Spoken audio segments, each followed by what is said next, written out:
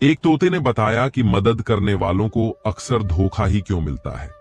आज की दुनिया में कुछ लोग ऐसे भी होते हैं जिन्हें आप चाहे अपनी जान निकाल कर दें देना, वे कभी अपने नहीं हो सकते।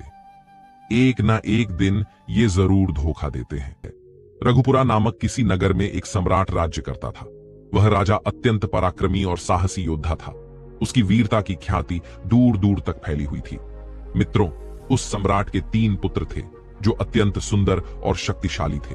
कई बार उन्होंने अपने पिता के साथ रणभूमि में युद्ध किया और हर बार विजय प्राप्त की।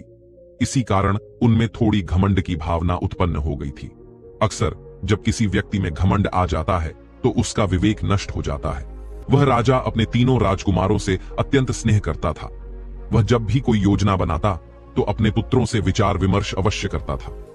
कहा जाता है कि जो व्यक्ति अपने घर के कनिष्ठ जनों की भी बात सुनते हैं, उनके घर में कभी कलह नहीं होता। कभी कभी छोटे लोग भी महत्वपूर्ण सुझाव दे सकते हैं। समय बीतता गया और तीनों राजकुमार युवा हो गए। वे शिकार पर जाना पसंद करते थे। एक दिन सम्राट ने अपने तीनों पुत्रों को बुलाकर समझाया, पुत्रों, अब तुम परिपक्व हो चुके हो, अपनी इच्छा से कहीं भी जा सकते हो, किंतु मेरी एक बात गांठ बांध लो, जब भी शिकार के लिए जाओ तो उत्तर, पश्चिम और पूर्व की दिशाओं में ही जाना। भूलकर भी दक्षिण दिशा की ओर मत जाना। यदि तुम गलती से भी दक्षिण दिशा की ओर गए तो तुम बड़ी विपत्ति में पड़ जाओगे। तीनों राजकुमारों ने अपने पिता की बात सावधानी पूर्वक सुनी और प्रतिज्ञा की कि वे दक्षिण दिशा की ओर नहीं जाएंगे। उन्होंने वचन दिया, पिताजी, हम आपकी आज्ञा का पालन करेंगे और दक्षिण दिशा में कदापि शिकार नहीं करेंगे। एक दिन तीनों राजकुमार शिकार के लिए वन में गए। पूरे दिन उन्होंने शिकार ढूंढने का प्रयास किया, लेकिन जब संध्या हुई तो वे लौटने लगे। आज उन्हें कोई भी शिकार प्राप्त नहीं हुआ था, जिससे वे अत्यंत निराश थे। शिकार खेलते खेलते तीनों राजकुमार बेहद थक चुके थे और भूख प्यास से व्याकुल हो रहे थे। हारकर और थकावट से चूर होकर वे एक विशाल वृक्ष की छाया में बैठकर विश्राम करने लगे। उसी समय उनका छोटा भाई, जो थोड़ा जिज्ञासु और शरारती स्वभाव का था, अपने बड़े भाई से बोला, भैया, मुझे एक बात समझ में नहीं आ रही है। हमारे पिताजी ने हमें 3 दिशाओं में आखेट करने की अनुमति दी, लेकिन दक्षिण दिशा में जाने से रोक दिया। आखिर उन्होंने ऐसा क्यों कहा होगा? मुझे लगता है इसके पीछे कोई गहरा रहस्य छुपा हुआ है। शायद हमारे पिताजी ने उन तीनों दिशाओं के राजाओं को परास्त कर दिया होगा, परंतु दक्षिण दिशा के शासक से युद्ध में पराजित हो गए होंगे, इसलिए उन्होंने हमें वहां जाने से मना किया। मेरा विचार है कि हमें कल ही दक्षिण दिशा जाकर इस बात का सत्यापन करना चाहिए। आखिर हम तीनों दक्ष योद्धा हैं। सभी राजकुमार अपने निवास लौटे और थकान से चूर होकर अपने अपने कक्षों में सो गए। जब सुबह हुई तो तीनों राजकुमार शिकार पर निकलने की तैयारी करने लगे। जाते समय उन्होंने अपने पिताजी से कहा, पिताश्री, हम आज आखेट करने जा रहे हैं। संभव है कि हमें लौटने में अधिक समय लग जाए, क्योंकि दूर दराज के राज्यों के युवराज भी शिकार खेलने आ रहे हैं। अतः यदि हम विलंब से लौटें तो कृपया चिंता न कीजिएगा। राजा ने उत्तर दिया, पुत्रों, जैसी तुम्हारी इच्छा। हमें तुम पर गर्व और भरोसा है, लेकिन फिर भी प्रयास करना कि यथासंभव शीघ्र लौट आओ। इसके बाद तीनों राजकुमार अपने पिता को प्रणाम कर घोड़ों पर सवार होकर शिकार के लिए रवाना हो गए। आज उन्होंने सीधा दक्षिण दिशा का मार्ग चुना। यात्रा करते करते वे अपने राज्य की सीमा से बाहर निकल गए। वहां पहुंचकर उन्होंने अपने घोड़ों को छोड़ दिया और साधारण वेशभूषा धारण कर दक्षिण दिशा की ओर पैदल चल पड़े। तीनों भाई घने जंगलों के पथ से आगे बढ़ते गए। वे बहुत दूर निकल आए और अंततः एक सघन वन क्षेत्र में पहुंच गए। वहां से दूर दूर तक कोई भी बस्ती या गांव नजर नहीं आ रहा था। अब उन्हें भीषण प्यास लगने लगी। वे एक पेड़ की छांव में बैठकर आराम करने लगे। प्यास की तीव्रता से वे अत्यंत व्याकुल हो उठे। धीरे धीरे संध्या हो गई और अंधकार फैल गया। तब प्यास से परेशान होकर बड़े भाई ने अपने छोटे भाई से कहा, अरे छोटे भाई, जरा इस वृक्ष पर चढ़कर देखो, क्या कहीं कोई बस्ती या जल का स्रोत दिखाई देता है? देखो, कहीं कोई सरोवर या पोखर हो जहां जाकर हम अपनी तृषा शांत कर सकें। यदि हमें पानी न मिला तो आज हमारा जीवित रहना कठिन हो जाएगा। छोटा राजकुमार बड़े भाई की बात मानकर तुरंत उस वृक्ष पर चढ़ गया और चारों ओर ध्यान से देखने लगा। उसने किसी सरोवर को नहीं देखा, लेकिन दूर उसे एक झोपड़ी दिखाई दी जिसमें एक दीपक जल रहा था और उसकी मध्यम रोशनी स्पष्ट दिख रही थी। ये देख वह अत्यंत प्रसन्न हुआ और खुशी से झूमते हुए नीचे उतरकर अपने भाइयों के पास पहुंचा। बड़े भाइयों ने पूछा, क्या हुआ? ऐसा क्या देखा जो तुम इतने आनंदित हो? छोटा भाई बोला, भैया, मैंने देखा कि थोड़ी दूर एक कच्चा घर है जिसमें दीपक जल रहा है। यदि हम वहां पहुंच सके तो संभव है कि हमें जल मिल जाए। छोटे भाई की बात सुनकर दोनों बड़े भाई अत्यंत प्रसन्न हुए और उसके साथ उस दिशा में चल पड़े। कुछ समय बाद वे उस झोपड़ी के पास पहुंच गए।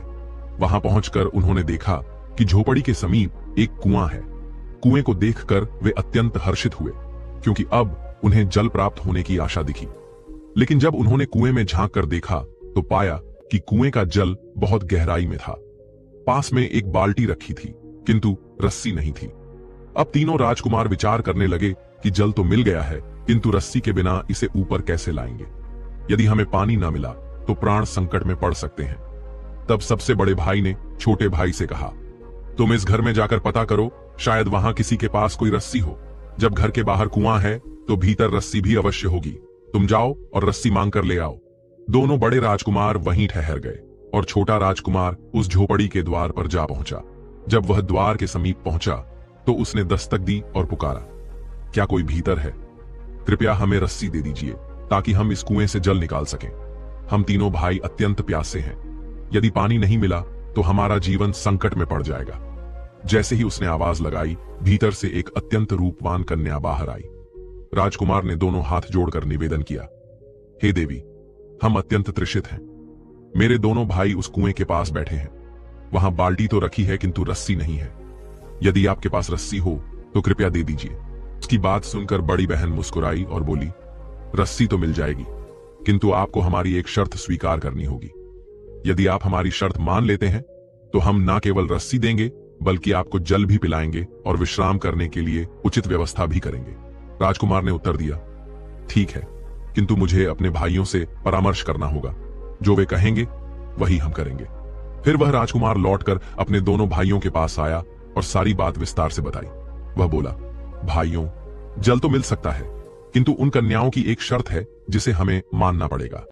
उन्होंने कहा है कि यदि हम उनकी शर्त स्वीकार कर लें तो न केवल हमें पानी मिलेगा बल्कि भोजन और आराम करने का स्थान भी मिलेगा। तीनों राजकुमार बहुत अधिक प्यास से व्याकुल थे। उन्हें उस समय केवल अपनी जान बचाना आवश्यक प्रतीत हुआ। अतः दोनों बड़े भाई एकमत होकर बोले, ठीक है, यदि हमें पानी पीने को मिल जाए तो हम उनकी शर्त स्वीकार करने के लिए तैयार हैं। इस प्रकार भाइयों की स्वीकृति लेकर छोटा राजकुमार पुनः उस स्थान पर पहुंचा जहां वह सुंदर कन्या और उसकी बड़ी बहन खड़ी थी। उसने कहा, हम तीनों भाइयों ने आपकी शर्त मानने को स्वीकृति दे दी है। अब कृपया शीघ्र हमें पानी पिलाइए। तब बड़ी बहन बोली, हे यात्री, हमारी शर्त यह है कि हम 2 नहीं बल्कि कुल 3 बहनें हैं। हम सभी अत्यंत सुंदरी हैं और आज तक अविवाहित हैं, क्योंकि हमें योग्य वर नहीं मिले। यदि तुम तीनों भाई हमसे विवाह करने को तैयार हो तो हम तुम्हारी सेवा करेंगे। उस युवती की बात सुनकर छोटा राजकुमार विस्मित रह गया। उसके मन में विचार आया, ये कैसी शर्त है? बिना पिताश्री की अनुमति के हम विवाह कैसे कर सकते हैं? फिर वह शीघ्रता से अपने भाइयों के पास गया और उन्हें सब विस्तार से बताया। तीनों राजकुमार उन कन्याओं की शर्त स्वीकार करने को तैयार हो जाते हैं। वे उन तीनों बहनों के पास जाते हैं और कहते हैं, हमें आपकी शर्त मंजूर है, कृपया हमें पानी पिला दीजिए। ये सुनते ही उन तीनों बहनों के हर्ष का ठिकाना नहीं रहा। उन्होंने बड़े प्रेम और स्नेह से उन तीनों राजकुमारों को जल पिलाया। पानी पीने के पश्चात राजकुमारों को कुछ राहत मिली। फिर वे शीघ्रता से भोजन तैयार करके उन्हें खिलाती हैं और कहती हैं, हे राजकुमारों, मैं विवाह के लिए मंडप सजाने जा रही हूं, आप सब तैयार हो जाइए। जैसे ही तीनों राजकुमार जल पी लेते हैं, उनमें से एक राजकुमार मन ही मन में सोचता है, जो कुछ हमें चाहिए था वह तो प्राप्त हो गया। अब यदि हम इनकी शर्त न माने तो यह हमारे साथ कर ही क्या सकती है? यह विचार कर वह राजकुमार बोल पड़ता है, हे देवियों, विवाह की बात तो हमने केवल जल प्राप्त करने के लिए कही थी, किंतु अब हम तुमसे विवाह नहीं कर सकते। जैसे ही एक राजकुमार ने मना किया, वैसे ही उन तीनों बहनों ने क्रोध में अपना विकराल रूप धारण कर लिया। उनके नाखून लंबे और नुकीले हो गए, बाल जमीन तक लटकने लगे और चेहरा अत्यंत डरावना हो गया। यह देख तीनों राजकुमार भयभीत हो उठे और उन्हें ऐसा लगा मानो वे तीनों उन्हें जीवित ही निगल जाएंगी। तब सबसे बड़े भाई ने सबको समझाते हुए कहा, देखो, जैसा यह कह रही हैं वैसा ही करो, अन्यथा यह हमें कच्चा ही चबा डालेंगी। मुझे तो यह कोई राक्षसी प्रतीत हो रही है। अगर जान बचानी है तो इनसे विवाह करना ही पड़ेगा। इस प्रकार डर के कारण तीनों राजकुमार उन तीनों बहनों से बोले, हम तुमसे विवाह करने के लिए तैयार हैं, पर कृपया पहले अपने पूर्व रूप में आ जाओ। तुम्हारा यह विकराल रूप देखकर हमें अत्यधिक भय लग रहा है। यह सुनकर वे अपने पुराने रूप में वापस आ जाती हैं। तीनों राजकुमार उन तीनों दुष्ट स्त्रियों से विवाह कर लेते हैं। आपको बता दें कि वे तीनों वास्तव में स्त्रियां नहीं थीं, बल्कि राक्षसी थीं। अब तीनों राजकुमार उन राक्षसियों के साथ रहने लगे। वे राक्षसियां उनके साथ आनंदित होकर समय बिताने लगती। वे उनकी सेवा करती, स्वादिष्ट भोजन कराती और उन्हें तृप्त रखती। धीरे धीरे वे राजकुमार उनके घर में रहकर मोटे ताजे और स्वस्थ हो गए। एक दिन दोनों बड़े भाइयों ने देखा कि उनका छोटा भाई बहुत ही दुर्बल हो गया है। उसका शरीर हड्डियों का ढांचा मात्र रह गया था।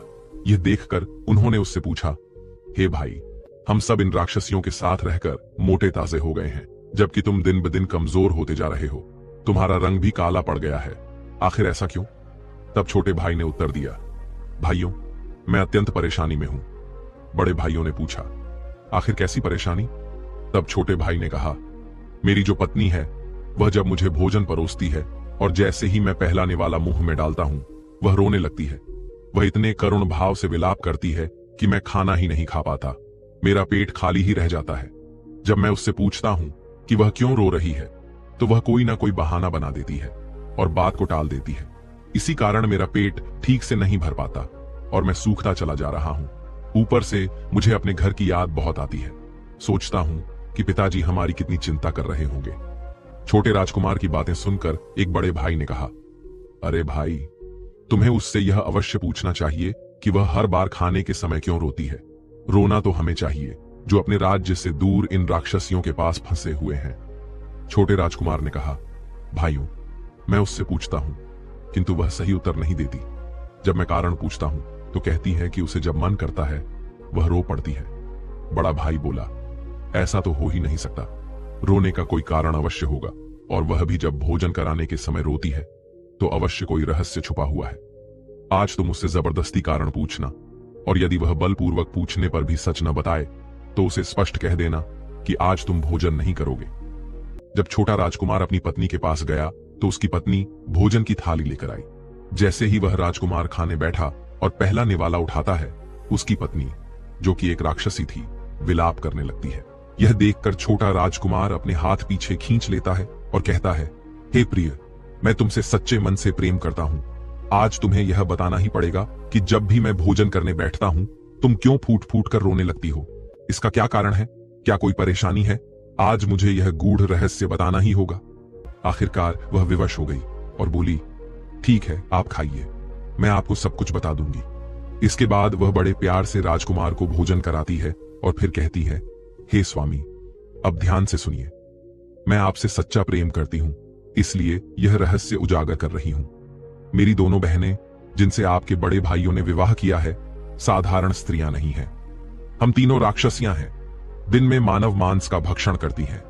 मेरी दोनों बहनें प्रतिदिन जंगल से किसी जीव का शिकार करके लाती हैं और अपनी मां को खिलाती हैं। जब तक वे शिकार लाती रहेंगी, आपके प्राण सुरक्षित रहेंगे। पर जिस दिन उन्हें शिकार नहीं मिलेगा, उस दिन वे आपके बड़े भाइयों को मारकर खा जाएंगी। आपकी जान भी संकट में आ जाएगी। लेकिन मैं आपसे अत्यंत प्रेम करती हूं, इसलिए आपको कोई हानि नहीं पहुंचाऊंगी। फिर भी मैं यह सोचकर दुखी रहती हूं कि जिस दिन मेरी बहनें आपके भाइयों को मार डालेंगी, उस दिन आप भी मुझसे घृणा करने लगेंगे। यह सुनकर छोटा राजकुमार भीतर तक कांप उठा। उसकी पत्नी ने आगे कहा, हे स्वामी, आप चिंता न करें, मैं आपके तीनों भाइयों की प्राण रक्षा कर सकती हूं। लेकिन पहले आपको अपने भाइयों से यह वचन लेना होगा कि यदि उनके प्राण बच जाएं, तो वे किसी और की बलि देने के लिए तैयार होंगे। छोटा राजकुमार बोला, ठीक है, मैं अभी जाकर उनसे पूछ कर आता हूं। उधर तीनों राक्षसियां शिकार की तलाश में वन की ओर निकल गईं और छोटा राजकुमार अपने दोनों भाइयों को एकत्र कर सारा सत्य बता देता है। राजकुमार अपनी पत्नी के पास जाता है और कहता है, हम तीनों भाई तुम्हारी शर्त पूरी करने को तैयार हैं, बताओ वह क्या है। तब छोटी राक्षसी कहती है, सुनो, मेरा वचन यह है कि यदि मैं तुम्हारी जान की रक्षा करूं तो बदले में तुम सबको मेरी जान की रक्षा करनी होगी। यही मेरा वादा है। उसकी यह बात सुनकर छोटा राजकुमार सहमत हो जाता है और कहता है, निश्चिंत रहो, हम तुम्हारी रक्षा करेंगे, बस पहले तुम हमें बचाओ। फिर उसकी पत्नी कहती है, देखो, तुम तीनों भाई जंगल में जाओ और आखेट करने का बहाना बनाकर अपने शरीर पर तलवार से घाव बना लो। खुद को जख्मी करके वापस लौट आना। फिर अपनी अपनी पत्नियों से कहना कि जंगल में अन्य राज्यों के राजकुमार भी शिकार के लिए आए थे, उनसे संघर्ष हो गया, उनके घोड़े हमारे घोड़ों से अधिक तेज हैं, इसलिए हमें पराजित होकर लौटना पड़ा और घायल भी हो गए। फिर उनसे कहना कि तुम्हारे पास जो सबसे तीव्र गति वाले घोड़े हैं वे हमें दे दो, ताकि हम फिर से युद्ध कर सकें और उन्हें हराकर सम्मान पा सकें। जब वे घोड़े दे देंगी तब मैं आगे की योजना बताऊंगी, पहले यह कार्य पूरा करो।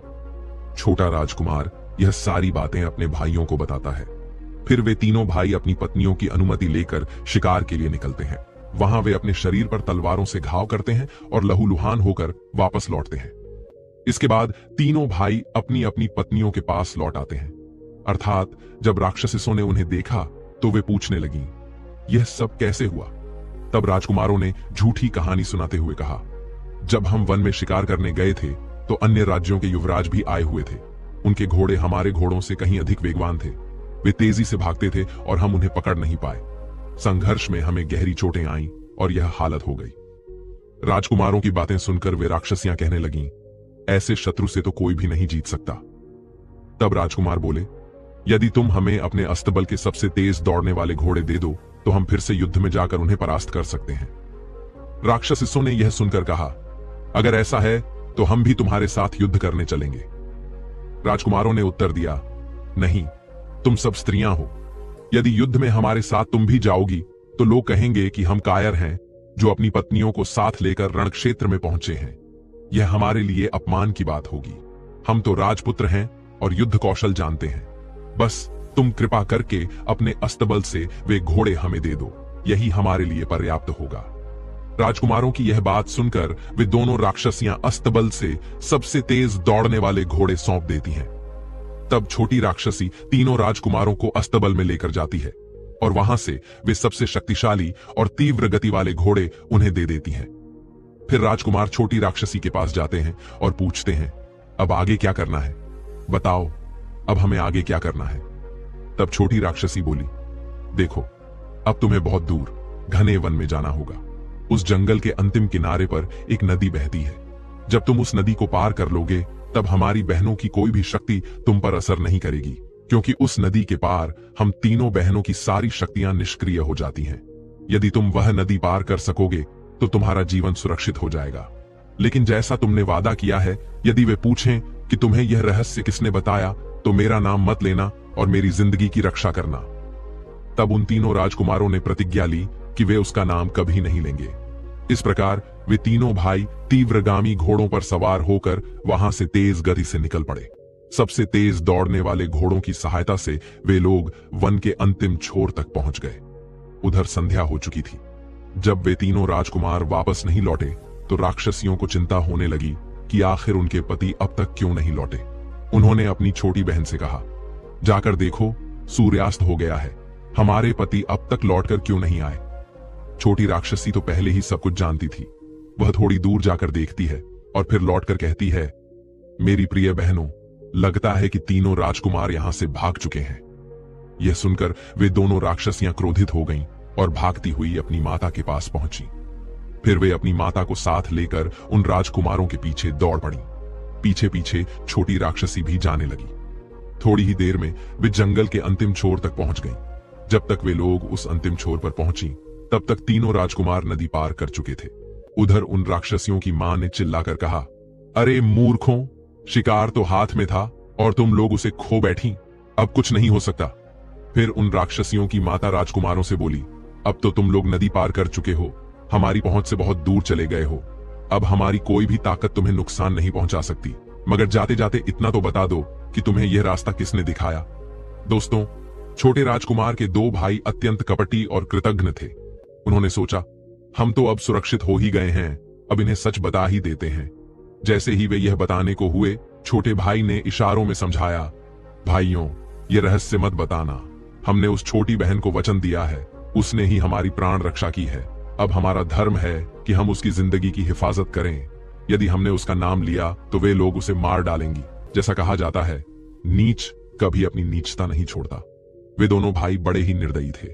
उन्होंने अपने छोटे भाई की बात अनसुनी कर दी और बोले, अरे भाई, अब तो हमारी जान बच ही गई है, तेरा क्या, तेरी पत्नी मरे या जिए, हमें क्या फर्क पड़ता है, आखिर वह भी तो उन्हीं राक्षसियों में से एक थी। छोटा भाई बार बार उनसे प्रार्थना करता रहा कि यह रहस्य ना बताओ, लेकिन उनके दोनों भाई नहीं माने। उन्होंने उन राक्षसियों को बता दिया कि तुम्हारी सबसे छोटी बेटी ने हमें वहां से भागने का उपाय बताया था। अब उस राक्षसी ने और उसकी दोनों बहनों ने क्रोध में अपनी आंखें अंगारे जैसी लाल कर लीं और गुस्से से जलते हुए अपनी छोटी बहन पर हमला बोल दिया। उन्होंने अत्यधिक क्रोधित होकर उसे बेरहमी से मार डाला और उसके शरीर को नोच नोच कर खा गईं। उसकी हड्डियां वहीं जमीन पर बिखेर दी गईं। यह दृश्य देखकर वे दोनों बड़े भाई अत्यंत प्रसन्न हुए, लेकिन छोटा भाई, जिसकी वह पत्नी थी, वहीं बैठकर करुणा से रोने लगा। दोनों बड़े भाइयों ने उसे समझाते हुए कहा, पगले, तू क्यों शोक कर रहा है? वह हमारी क्या लगती थी? आखिर वह भी एक राक्षसी ही थी। हमारे पिताजी हमें इनसे भी सुंदर और राजसी वंश की राजकुमारियों से विवाह कराएंगे। चल, हमारे साथ वापस चल। छोटा भाई बोला, अरे अधर्मियों, तुम लोग लौटना चाहो तो लौट जाओ, लेकिन मैं अपने घर नहीं जाऊंगा। तुम लोग विश्वासघाती, कपटी और एहसान भूल जाने वाले हो। मेरी पत्नी ने तुम सबकी प्राण रक्षा की, लेकिन बदले में तुमने उस पर ऐसा अत्याचार किया कि वह मारी गई। किसी ज्ञानी ने सही कहा है कि दुष्टों पर कभी करुणा नहीं करनी चाहिए। तुम सबने अधर्म का मार्ग अपनाया है, इसलिए आज से तुम मेरे भाई नहीं हो। बुद्धिमान लोग कहते हैं कि चाहे प्राण त्यागने पड़ जाएं, फिर भी इन 3 प्रकार के व्यक्तियों पर कभी भरोसा नहीं करना चाहिए। पहला, जो धन के प्रति अत्यधिक लोभी हो। दूसरा, जो काम वासना में अंधा हो तथा जिसके वशीभूत होकर सही और गलत का फैसला न कर सके। और तीसरा, किसी से कोई पुराना बैर हो, अवसर मिलते ही वे अपनी शत्रुता को याद करके बदला लेने की कोशिश करते हैं। आप उनके साथ जितनी भी भलाई कर लें, फिर भी वे आपके साथ छल अवश्य करेंगे। साथियों, उस छोटे राजकुमार को उसके भाइयों ने बहुत समझाने का प्रयास किया, लेकिन वह उनके साथ वापस लौटने को तैयार नहीं हुआ। इस कहानी से हमें यह सीख मिलती है कि यदि कोई हमारे ऊपर उपकार करता है, मुश्किल वक्त में हमारी सहायता करता है या हमारी जान बचाता है, तो हमारा कर्तव्य बनता है कि हम भी उसके प्राणों की रक्षा करें। हमें कभी उस व्यक्ति के साथ बुरा नहीं करना चाहिए जिसने मुश्किल समय में हमारी सहायता की हो।